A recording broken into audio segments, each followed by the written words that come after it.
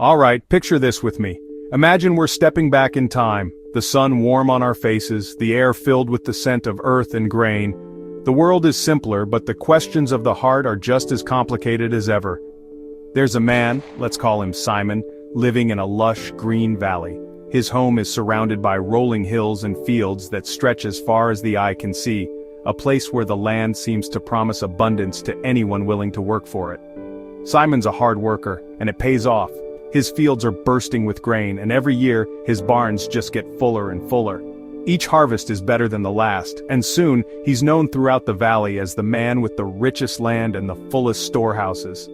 Sounds like the dream, right? But here's the thing, Simon's heart?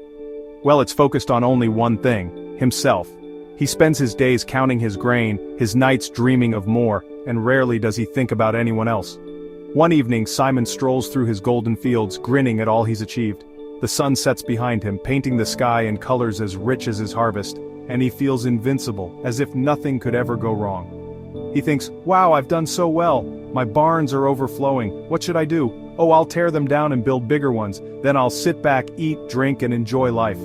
He imagines years of comfort, never worrying about tomorrow, convinced that his wealth will keep him safe. Now, he's got plans. Big ones. He sketches out new barns, dreams of even greater harvests, and tells himself that he's finally made it. He believes he's secured his future, that happiness is just a bigger barn away. But here's the twist. That very night, as Simon dreams of his easy life, God whispers, "Simon, tonight your soul is required of you." All these treasures, whose will they be? In a moment, everything he's worked for is out of his hands, and he's left to wonder what it was all for. Imagine that, a lifetime spent building barns, but not a second spent building a generous heart. All the grain in the world can't fill the emptiness left by a life lived only for oneself. Jesus told this story to warn us, it's not about how much you have, but what you do with it. He wanted people to see that true wealth isn't measured in barns or coins, but in the love and kindness we show to others.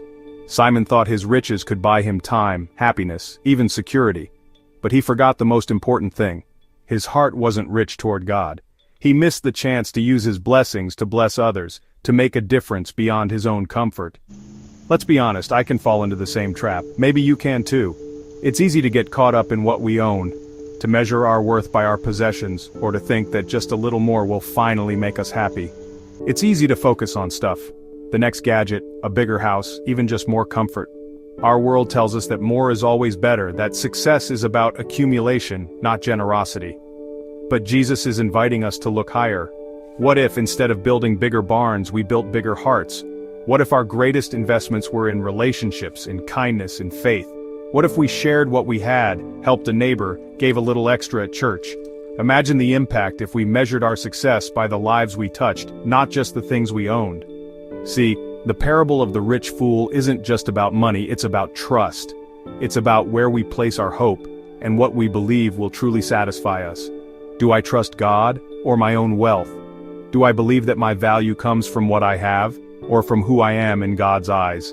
Am I storing up treasures on earth, or in heaven? Am I investing in things that last, or things that fade away with time? So here's the challenge.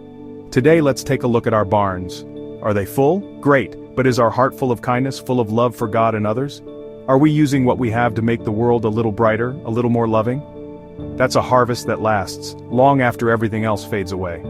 The joy of giving, the peace of knowing you've made a difference, those are treasures that can never be taken from you. Thanks for joining me. If you're inspired by this story, remember, true riches are found in giving, in loving, and in making God the center of your life. Let's choose to build bigger hearts, not just bigger barns, and discover the kind of wealth that never runs out.